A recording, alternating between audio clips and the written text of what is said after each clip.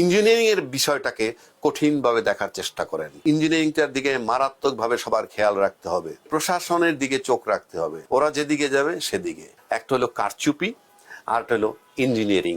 সবাই কারচুপি আর ইঞ্জিনিয়ারিংটা মিলিয়ে ফেলে।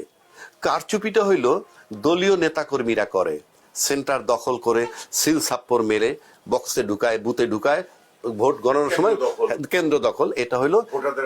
এইটা হলো ভোটের কারচুপি। এইটা আপনি এবার হবে বলে আমার কাছে মনে হয় না, বিকজ এভরিবডি খুব সজাগ। হ্যাঁ, মারাত্মক অ্যাওয়ার্ড। সেকেন্ড হলো ইঞ্জিনিয়ারিং। ইঞ্জিনিয়ারিংটা করে কারা? সেটা করে প্রশাসন, মানে প্রজাতন্ত্রের কর্মকর্তা কর্মচারীরা। এইটা হলো একটা সিরিয়াস জায়গা। তাদের মধ্যে একটা অংশ মনে করছে যে অমুক দল ক্ষমতায় চলে না না না না, ইঞ্জিনিয়ারিং করে তারা নিবে ক্ষমতায় কাকে, দে উইল ডিসাইড। এই জায়গাটায় কিভাবে নজর রাখবে, এইটা হলো সবচেয়ে মারাত্মক ব্যাপার আমি মনে করি। আমি পুরা দেশবাসীকে তথা রাজনৈতিক দল তাদেরকে জানাই, আহ্বান করতেছি, আপনারা ইঞ্জিনিয়ারিং এর বিষয়টাকে কঠিনভাবে দেখার চেষ্টা করেন। ইঞ্জিনিয়ারিংটা করে কিভাবে বলবো আমি একটু।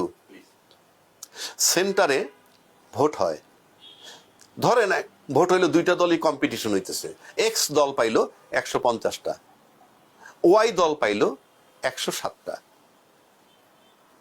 150 বা 160, আরেকজনে পাইলো 107।